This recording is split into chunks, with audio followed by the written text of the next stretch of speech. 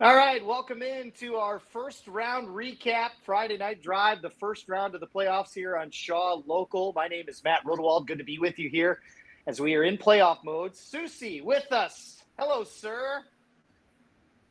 Hello, sir. How are you? I'm all right. Well, I'm getting there. I was fighting good knows, Lord knows what last week, and tried to get to a couple games, and it took everything out of me possible. I felt like I played when I got home Saturday night after 3 football games, in which none of them were competitive. How about that? Yeah, that was kind of a running theme in the first week. There weren't a lot of them out there. If you found a competitive game in round one, consider yourself fortunate because there weren't a Yep. lot of them to be had. We'll get to all that. And where were you able to get to this week? Just were you able to get to anything, or did you actually enjoy yourself for a weekend off of prognosticating brackets? Friday night, I went down to Pekin and saw Lincoln Way Oh, West that's beat right. Pekin in that one. Yeah, so I took in that one, and then on Saturday I went over and took in most of the Kankakee Glenbard South game before driving over to Wilmington to catch Wilmington's opener against Stillman Valley. So I got about 3 full games in. But like you said, it was very strange. I mean, even if I was following all the games, there was only about 80 of them on Friday night, and that's child's play to what I'm used to. I Yep. mean, I don't know what to do with myself with all the spare time I had from not having to chase down 150 scores I couldn't find. I certainly wish they would put all the games on Friday in the first round and then let everybody figure it out after that. I understand that everybody gets the choice, but as soon as you move to Saturday, you don't come back. And that's just kind of a shame because we spend so much time on Fridays. It's always different when you go to Saturdays for sure. So, but that's neither here nor there. I saw Bennett Friday night. I didn't see much from perspectives because that was just the matchup, but I learned a little bit from Bennett in terms of their depth and how physical they are defensively. Saw Geneva Saturday afternoon. Same situation for sure. How soon would the starters get off the field? About the same time. And, Yeah. a nice effort from Tony Chihino as I was able to watch that. And then my obligation for my school district was the most interesting of the weekend. Yeah, it was 42-0 at one point. But I tell you what, and I'd like to know from people out there who had a similar experience, my school district out at Central 301, the old Burlington Central Rockets, hosting their first playoff game in 10 years. They hadn't been in the playoffs in 10 years. And Seuss, I'll tell you what, it felt like they hadn't had a playoff game in 10 years. That building was as electric walking into it as I've seen any place in a long time. It's very Yeah, fun. there were a lot of like fun little kind of underlying stories, that came out of week one with some teams winning for various circumstances that maybe you didn't know about. Like Right. one of my favorites was Dwight beating Yep. Moments, 41 years since their last playoff win. So I mean that was pretty impressive to go in that situation. TF North getting a win. They had not won a playoff game since I believe the early 2000s. Uh, First playoff wins ever for a couple of public league schools, Agricultural Science and Westinghouse. I mean, there were a lot of interesting little side stories if you kind of looked away from the main developing lines that you're Sure. used to on a week to week basis. Yeah, you're going to get to the cream of the crop in terms of the teams that we typically see deeper and deeper in the playoffs. But I'll add one more to it. The West Aurora Blackhawks 10-0, and I'm sorry, I just did not see a 10-0 team coming. Even when we saw them at 4-0 and figured, all right, they'll go 9-0. Who are they going to match up with? And I think they got a friendly draw with Huntley a little bit, but that's a Huntley team that was what leading Carrie drove by how many scores a couple weeks earlier? Yeah, I mean, I it mean, ended up being a that's one an point impressive game. win for West Aurora. Yeah, so with West Aurora, you just kind of look at it and you're like, well, will they be able to get playoff wins or a win based on the fact that their schedule did not have a lot of obstacles for them? So how legit was that 9-0 in the regular season? I mean, but you can only beat who's put in front of you, and that's what they did. And they went into that. It was a good game. It was one of the better games out there in round one, but a nice win for West Aurora. Moving forward, getting that playoff win and kind of backing up that seed a little bit. And they'll get Maine South coming up. And that Maine South North Naperville North game was one of the more competitive ones. Typical shootout as we see with Maine South. Was that one probably on your radar towards the end of the Saturday night slate as the one that might be the most interesting for sure? Yeah, I was kind of keeping an eye on that. And the one thing that kind of evolved from that was an absolutely huge game from Maine South's sophomore quarterback Jackson Purcell that, that kind of shows that maybe he's the next guy. There were a lot of people talking about how electric he was in that game and kind of even managing to maybe outshine Jacob Bell, who, even though Naperville North lost that game, has had a spectacular season for the Huskies. I mean, in terms of, kind of a guy that I knew a little bit about coming into the year, but I couldn't help but notice him as the season went along, just put up some monster numbers. So, yeah, that was an interesting duel of two of the state's, honestly, better quarterbacks. What are some of the classes that you were surprised that actually held form? Because we always see some upsets. Is there a class out there that was like, wow, that went according to plan? Yeah, I mean, there were a couple of classes where, 15 of the top 16 seeds won. But the one that kind of fell apart, at least on seed grounds, was 4A. I mean, there were 8 underseeds that won in round 1, so that's kind of out of the norm. But there's reasons for that. But you just kind of look at the brackets in general. A lot of them kind of went the way that I kind of expected them to. There were a few rogue scores in various classifications, of course, that went away from what I thought might happen. But for the most part, if you came into a round 1 game as a favorite, more often than not, you came out of it with a W.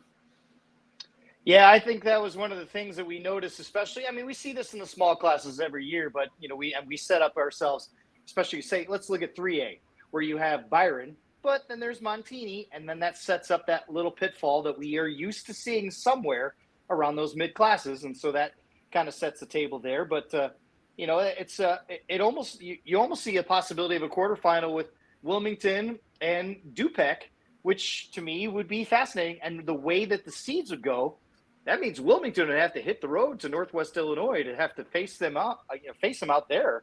So those are the things you start to see developing after those first round wins. You can start doing the whole host seed, fairness, least amount kind of thing. That's just as fun as trying to figure out the bracket in itself. Yeah, you get into those machinations too, where you're kind of looking at it going, well, we're glad that we have a home game this week, but maybe it would be in our best interest to not have a home game this week, because as we move down the line, maybe that key game in the semifinals, if we hadn't had a home game in week 2, maybe that would have been home for us in the semifinals, and now it's not. So you just kind of get into that, well, who maybe gets that lucky break path where, the opponent on the have that chance to host that game. So maybe you end up getting to host a bunch of games. Maybe you end up getting hardly any. It's definitely a little nuance in the system that as you go along in the tournament, you start to think to yourself, how many home games has that team had? How many home games does that team have? If they pair off in the semifinal, who gets that home game? So, it's really something that you just kind of have to keep an eye on in the back of your mind. I'll give you one team that's happy to be on the road this week, and it's the Sycamore Spartans in Class 5A. They get to go to Lane Stadium to take on Westinghouse. Why does that matter? Because on the other side, they are now guaranteed to host, should they win that game, Prairie Ridge or St. Francis. So St. Francis got to go there, Prairie Ridge got to go there, and they got to figure each other out for the right to go to Sycamore. And usually Sycamore doesn't get breaks like this. So it's nice to see that the Spartans actually get something in their favor. On the contrary, if you look at the top half of 6A, everything held form. And I don't know if there's any reason for it to not hold form even going further, which sets the possibility of Carrie Grove getting 4 home games in the postseason. Yeah, I mean, it could happen that way. And that's one of the things, like you said, you kind of have to look at it and say, those seeds hold the form. If those seeds continue to hold the form, then you're going to have obviously the higher seed benefiting from that. And that's one of those things where, it matters if you get the 1 in this situation, because maybe you do get to a situation where you've had 2 home games and the other guy has had 2 home games. Then it goes to seed. So that's the situation as it stands. So, yeah, it could break that way for. I was noticing that this weekend as well, that it looks like maybe they could line up a number of home games, basically guiding themselves home game, potentially. The only time they'd have to leave home would be to go to a state championship game. Not a bad deal. I don't know if I've only seen that once, as far as I can remember, the last 25 years, and that was Wheaton Orville South. That was Yeah. able to do all four at home and then go down state, and I think it was in Champaign that year. So just looking historically, that's something you don't see. And we've talked about this on the show, is that coaches typically preach, you've got to win on the road in November, because typically you're going to go on the road in November. Although there's that possibility that some of these teams might not have to, and we'll never know how this is going to shake out. So it's interesting, no less, when you look at it. Yeah, it's a layer. Like I said, it's a layered system. It's one of those things that you just kind of have to look at it and kind of hope that the bracket finesses the way you need it to have happen in order for you to be those kinds of teams that are getting those home games. And sometimes, like you said, with for example, with Sycamore and Westinghouse, you look at one of those games and say, it wouldn't be the worst thing in the world if we go on the road this week, because that's a game that I think we can control. Yep. And we may not have to worry about those elements as much as we would have to worry about a road game against a team that we think might have a better chance of beating us. Yeah, going on the road, if you're going to do it, second round's probably your best bet. Yep. In terms of it, without any deeper than that, it gets a little dicey for sure. All right, so to break down just the brackets and some of the things that you've noticed here, let's talk about the conferences in terms of which conferences have been very impressive and which ones really impressed everyone in terms of how this thing shook out in the first round. I obviously you have to start with the CCL, ESCC.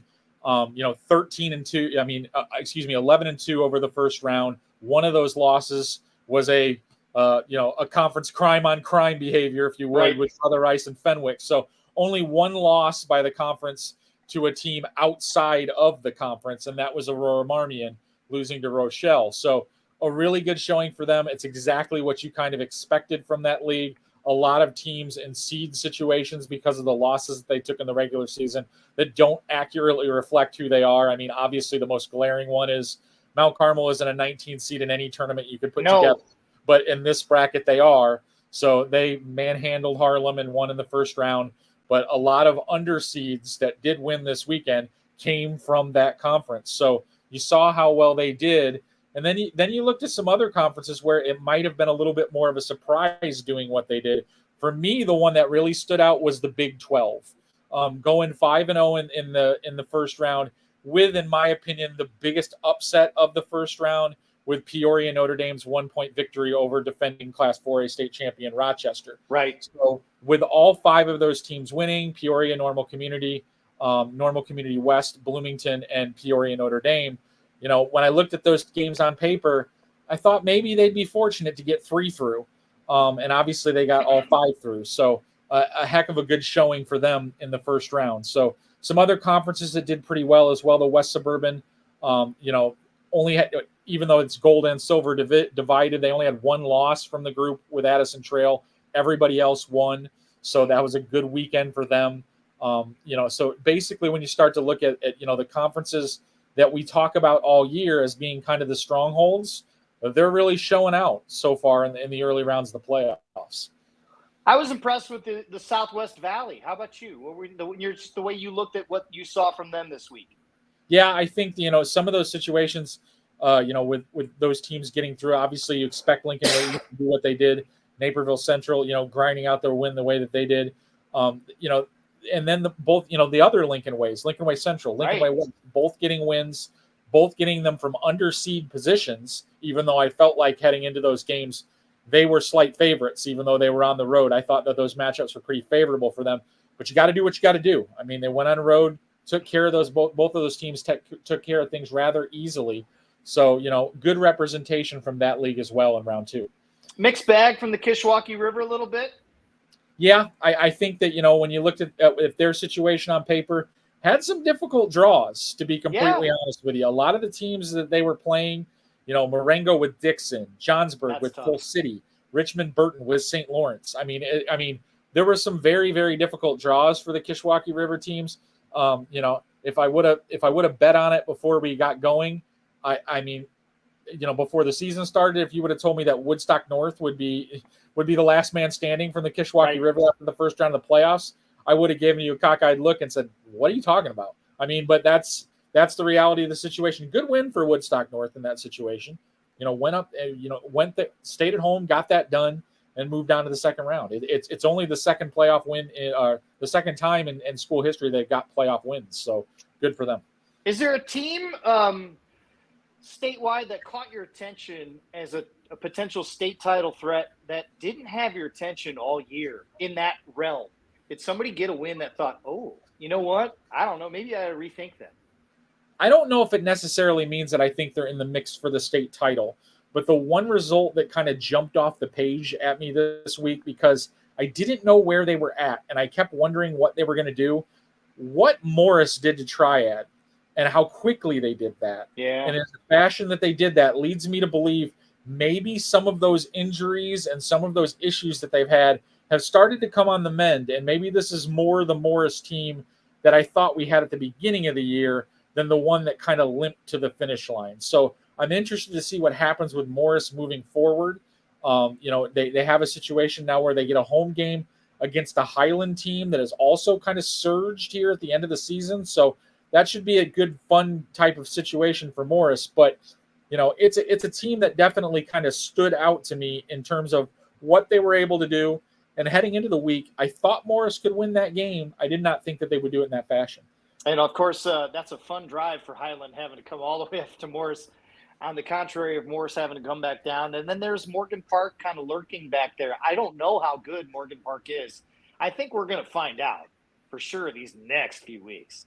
Yeah, Morgan Park's a very interesting team. I mean, last year getting knocked out in the quarterfinals.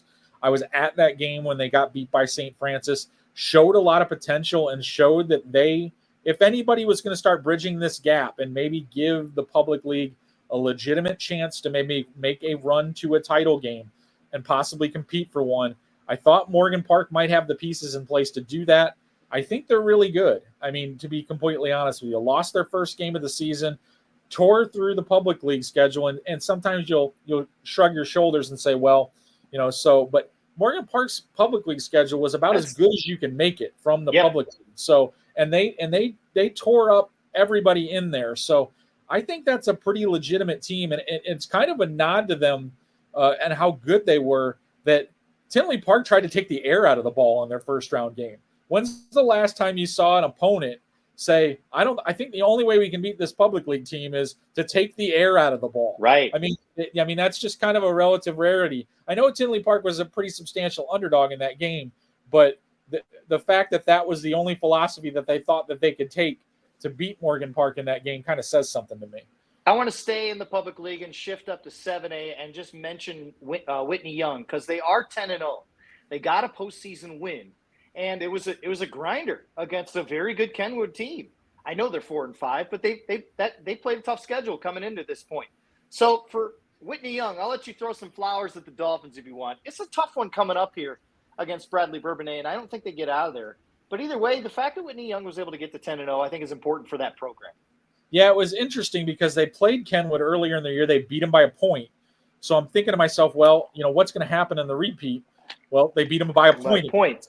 It was just like, and like you said, Kenwood, even though they finished with a 4-6 record, not exactly the 4-6 record that you would expect from a public team. Right. Played way up in the non-conference schedule, lost both of those games, lost their game to Young, played Morgan Park. I mean, they played everybody that they possibly could play in their schedule. So that's why they were the only 4-5 team in the field. So as far as public league teams goes, that's a pretty good team. So Whitney Young should be interesting. I mean, they'll come down to Bradley Bourbonnais and see what happens. But, like I said, I don't think they get out of that game either. But I also think they might give a little bit better fight than I think people are giving them credit for, too. And that's what I'm wondering. I'm wondering if they're going to put themselves in a position to hang with them, with the Boilermakers for quite some time. That next game underneath the bracket, I'm sure we talked about all the success of the Mid-Suburban League West all year long. I'm sure you did not have, at any point this season, Palatine going home and Hoffman Estates advancing to round 2. Yeah, I mean, it was one of those things when you kind of looked at this draw, and I looked at it before the weeks thinking to myself, you know what? This could be a pretty interesting quadrant of teams up here at the top.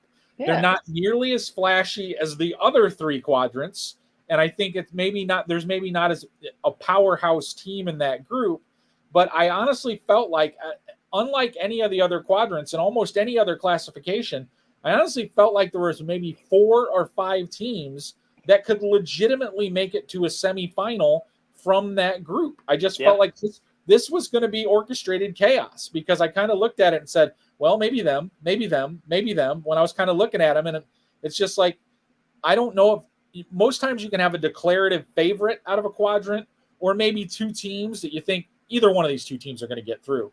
With that one, it was like, I could have picked one of 5, to be completely honest with you.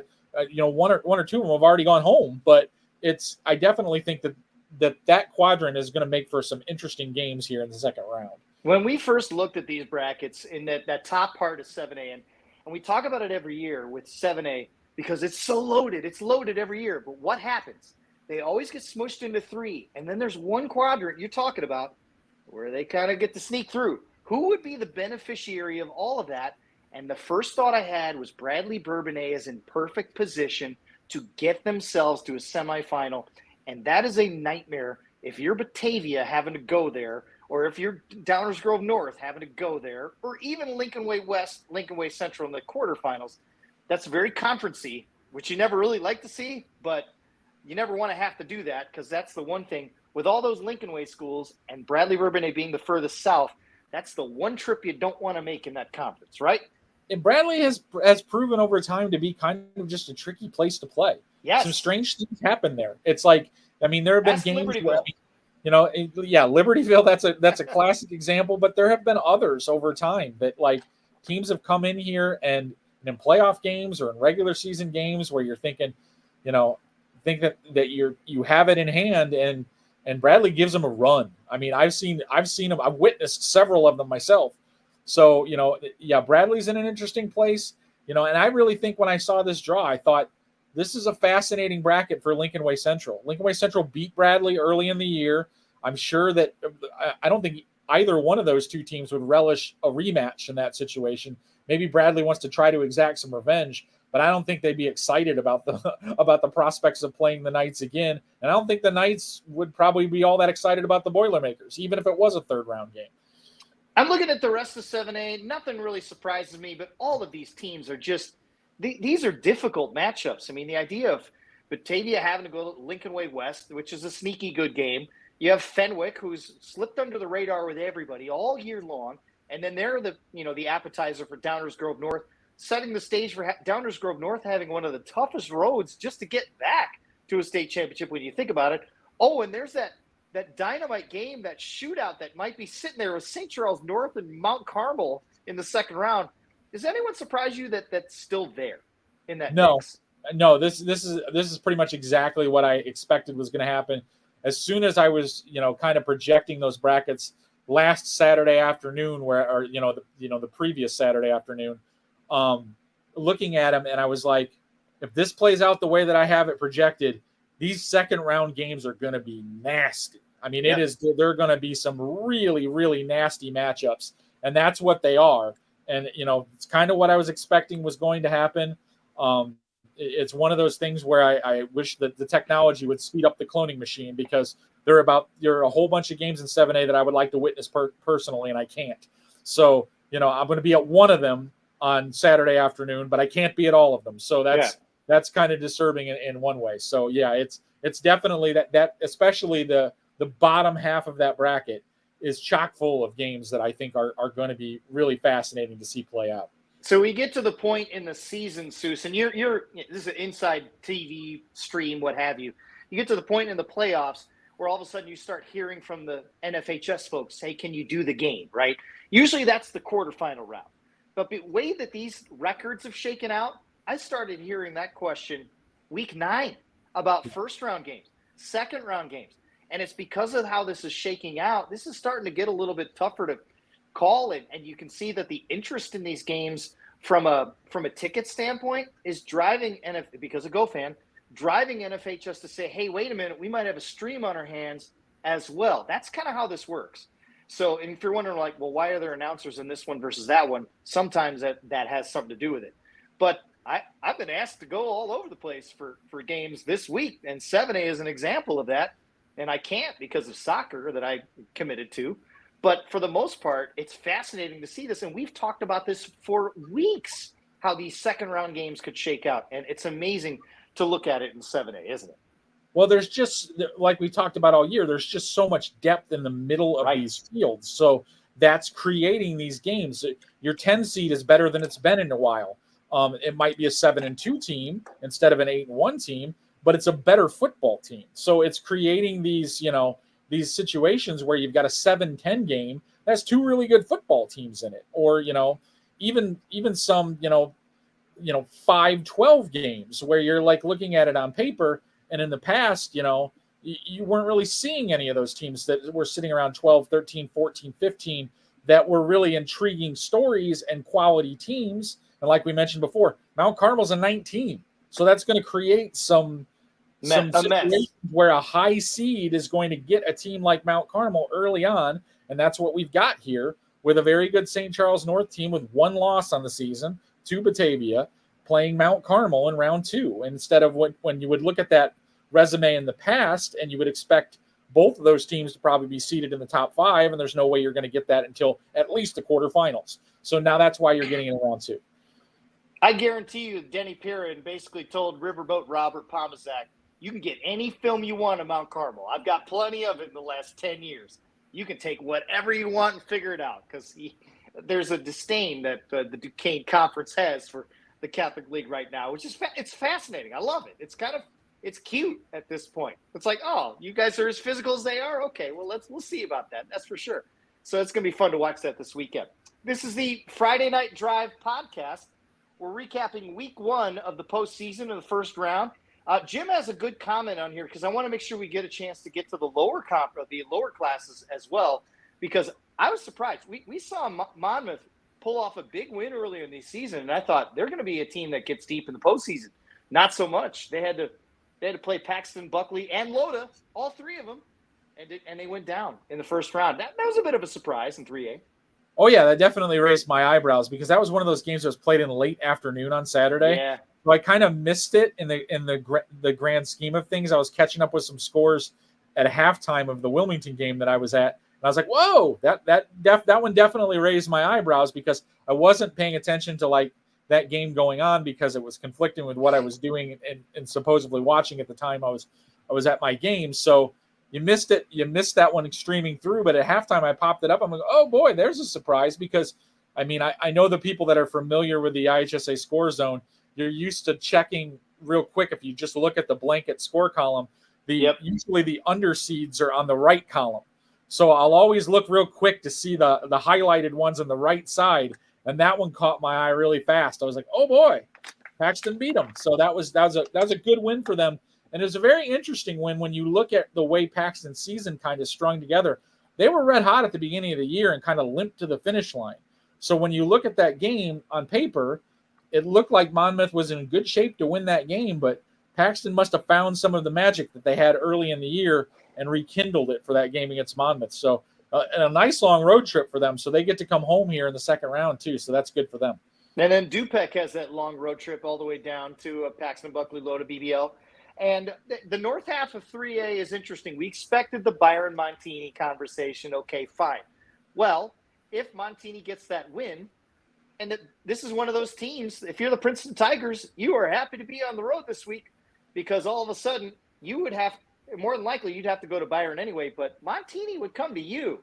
And so, with all the issues the last couple of years of Princeton having some very good teams that are knocking on the door and that close, you get another quarterfinal crack at the Catholic League wagon, so to speak, and to see if they can knock out the Montini Broncos.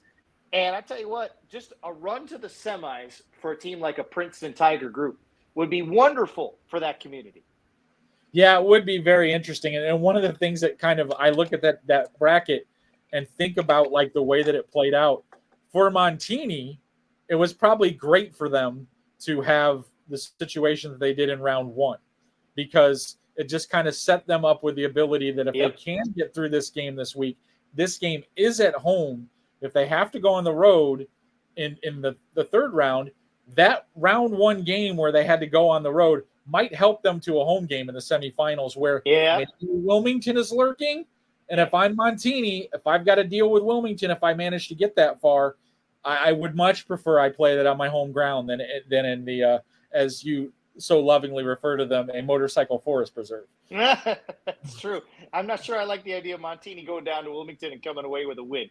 That's for sure. What are some of the other lower classes that caught your eye in terms of just the path going forward and some of the wins in that first round that surprised you? There weren't a lot in the opening round that really kind of surprised me. There, maybe piqued your interest. How about that? 1A, yeah.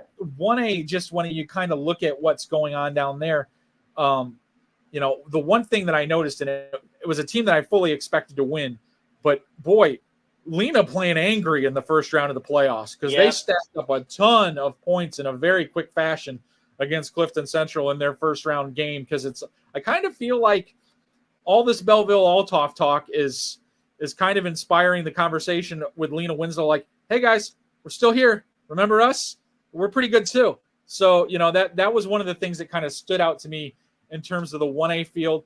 Another team that I feel like, we might be sleeping on a little bit in regards to their strength is Leroy, who had a dominant performance over Aurora Christian. That's a really good senior dominated team that can play some defense. It's the kind of team that you want to have, especially in a classification like 1A. If you can throw some defense at some people and maybe win a 12-6 game, I mean, that's going to be the model over the next couple of weeks. When you run into those top flight teams, you like to have a good defense at your back. So, and I think Leroy's in a good position to be kind of one of those teams. You look at the Northwest Upstate Illini, we've talked about its depth for years, and even weeks coming into it, we're like, well, I don't know. Usually there's a couple teams in that top 10 of their statewide rankings, what have you. We didn't see much, and we hadn't anticipated anybody else other than Lena making a deep run. But all of a sudden, there's Galina. And then there's Stockton, which we didn't talk about the entire season. And so all of a sudden, I'm impressed with what's going on. They kept beating each other up, but they're in position to put themselves into another NUIC tournament to get down to normal. You can never discount those types of teams because when I was going through kind of predicting what I thought was going to happen in the first round, I had both of those teams winning. Galina obviously had to pull kind of a little bit of a rabbit out of their hat to edge Stark County in the fashion that they did. But, those teams take their lumps in the best small school conference in the state during the year. They're going to take some losses. If they can get into the field, they're considerably more battle tested than a higher seed that they're going to play in almost every situation. And that played to fruition again this week. I mean, you notice that in a lot of ways that, some of these other small school conferences where you might have 1 or 2 games a year where you're really tested. And then the other 5 or 6 weeks, you're rolling over somebody. Those teams didn't do very well this weekend. So it's a testament to those teams that play those quality schedules. It's why you saw underseeds that did win this week are largely from very strong conferences. You had very, very few underseeds from weaker conferences pull out those types of wins. That's the model for how you get that done here. If you're a 13, but you come from a really good conference, I'm going to like your odds against a 4 from a conference that doesn't really have a lot of depth. That's usually the way it plays out. Let's shout out 113, Ottawa Marquette, the Crusaders getting out of the first round. Every year they're sort of in that good shape of 9-0, 8-1, and then, it doesn't happen in the first or second round. They took their lumps this year, 6-3, got out of the first round. I can't remember the last time they were, with kind of that marginal postseason team, but still got out of the first round. So that says a lot to their testament. They go on the road to Galina, and if they can pull that one off, they got Leroy coming to them. And so that would be neat to kind of see that in the second round. The other thing is the matchup I'm looking ahead already towards is we talked about LenaWinslow and Lewin playing angry. Sterling Newman Central Catholic, that had a nice win over Hope Academy. And if they win again, they go to Lena. That'd be great. Yeah, that was a game that I was kind of sidelined. I was monitoring it a little bit, but I wasn't really focusing on it that much. I expected that to be a closer game. I did think Sterling Newman would win it, but they controlled that game, and that's a really good sign for them, especially from the defensive side of things, that they were able to kind of keep that Hope offense in check for the most part. So, they're in a really good place. And with Sterling Newman being down in 1A, it's not where you're really accustomed to seeing them at. I think that this is a team that, potentially could be pretty interesting to watch over here over the next couple of weeks. So if you take a wide view of everything that you saw this past week, what was the theme of it for you? I mean, we had themes all throughout the season in terms of parity or not very many undefeated teams, and are we going to have the 4 and 5 teams? 4 and 5 team lasted a game. That we didn't have any of that this year. So what do you look at the big picture now at this point across all 8 classes? Now, like we kind of opened with it, to be completely honest with you, just seeing the benefits of being those teams that were playing in those deep conferences, maybe scheduled up in the non-conference games, because I just felt like there were a lot of teams that won those underseed games, 6-3, 5-4, coming into the playoffs. But they had, those 4 losses. If you ran down the laundry list of the 4 losses of those teams, you'd be like, wow, that's something. I mean, and they were picking off 8-1 teams that maybe didn't play very many quality teams. Right. It just felt like it was kind of a stamp of approval to those teams that are pushing themselves in the schedule and still managed to get themselves into the playoff field. You get yourself in, it's kind of like, playing poker sometimes. All you need is a chip and a chair. And that's what you do. You get yourself in, and then you let the rest of this stuff kind of play itself out. If you're a good enough football team that tested yourself and prepared yourself for the postseason in the right way, that paid dividends. And I think that showed in many classes this week, where you had a lot of those, like I said, under seeds, 11, 12, 13 seeds, picking off wins in the first round against by seed teams that they probably shouldn't have. But if you really kind of dug into the resumes of those teams, you saw why it happened. I'll give you the example of this. Joliet Catholic at Sacred Heart Griffin. We have not talked about Sacred Heart Griffin, and I'm talking specifically to that senior class. It's been kind of forgotten because they've been so good for so long, and all of a sudden we just stopped talking about it. So for them, you can tell they're an angry group right now because, hey, we're still a good program, and now you've got JCA coming to you. That is not going to be an easy environment for the Hilltoppers to go down there and try and come out with a win. I think they will, but I think this is going to be fun to watch that scenario and all of those state championships, all of that history. It is just this group versus that group, but you can't help but you can't ignore the history that much. You really can't. And I think one of the interesting things about, like, mentioning that we had not talked about Sacred Heart Griffin for most of the year, when you looked at it early in the year, you started to look at the things that, you're kind of used to from Sacred Heart Griffin, that they're going to go through the season and they're going to be this team that kind of runs over everybody in their conference. I can't genuinely remember the last time Sacred Heart Griffin lost four games in the regular season. I'm not really sure when that last time that happened was, but you have to consider some things when you're talking about that. Is the first loss was to Christian Brothers Missouri, a powerhouse. Very good. So that's a non-conference game that they have not had to play before because they've been in a locked conference. The second loss was to Quincy Notre Dame. At the time, you were thinking, wow, that's not a very good loss for Sacred Heart Griffin. Well, what we learned about Quincy Notre Dame is they're an excellent football team. It does not matter that they're in 2A. They went 8-1, and their only loss was to undefeated Quincy. They're really good. They also lost to Chatham Glenwood. No slouches in their own right. They're still playing. Rochester lost to them as well. Playing. So that they're not still playing, but they're Rochester. So it's not exactly, so those 4 losses came to really, really good football teams. And maybe, our negligence of talking about them was a little bit short-sighted because like I talked about just a couple of minutes ago, sometimes you are what your schedule makes you. And it looks like this may have been one of those situations where the Cyclones have learned some things about themselves over the past 9 weeks, even though that meant that they took 4 losses along the way. I know we saw a lot of blowouts and stuff, but we saw matchups set each other up. And I think that's the fun part of it is you'll tolerate the blowouts. I mean, I saw 48-0 in Bennett. I saw 42-7, 49-7. I don't even know. Start to lose track of these things. So, it's interesting that we have these matchups in the first round that people roll their eyes at, which I understand why. But the short-term sacrifice is the long-term gain of the second round and beyond, where we get dynamite matchups. And to win a state championship is very, very difficult. You have to go the whole route. It's not just one game, it's 5 games. It's really hard to do. So as we wind down here, tomorrow is election day, okay? as we're taping this on Monday, if you were running on a high school football platform, what would your platform be, candidate Soucie? I'll give you an example just to set you up for this. So I have two platforms, okay? Ready?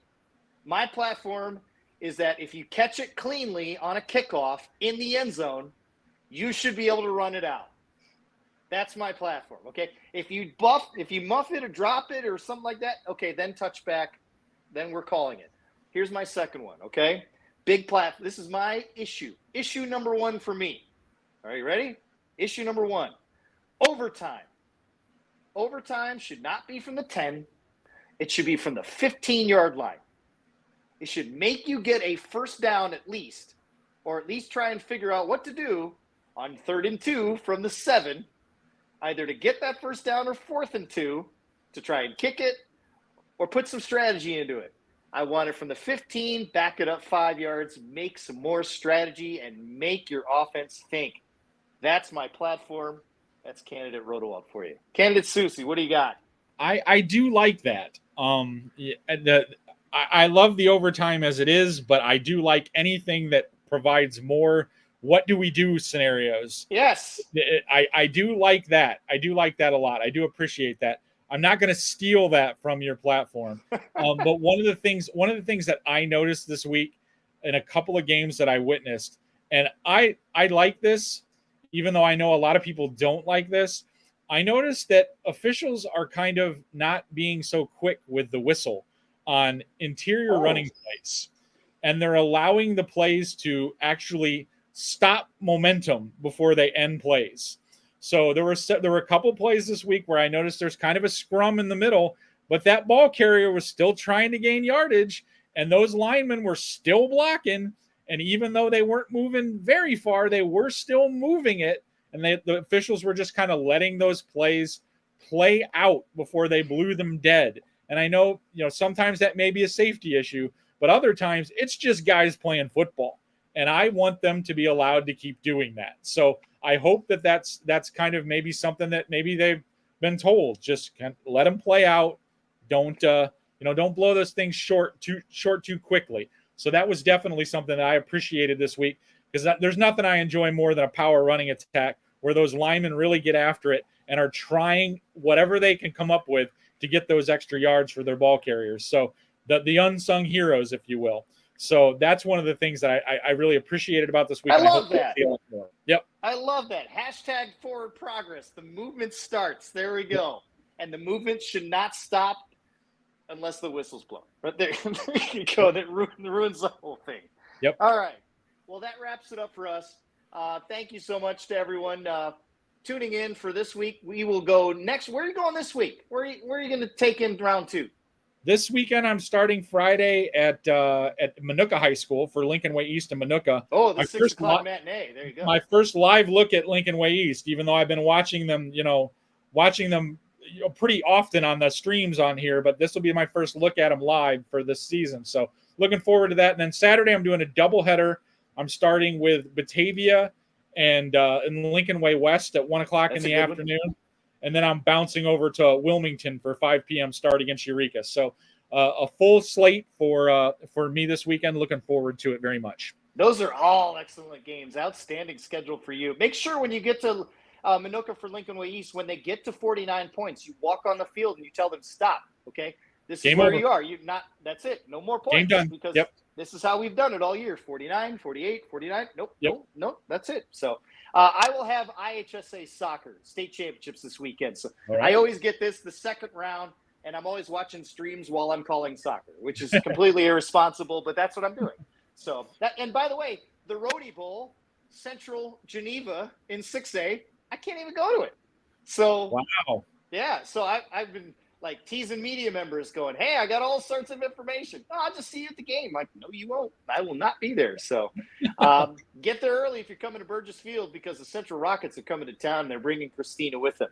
If you know, you know. All right. He's Steve Soucie. I'm Matt Rodewald, and we both approve this message. No more campaign ads. We will see you to wrap up week 2 of the postseason next week.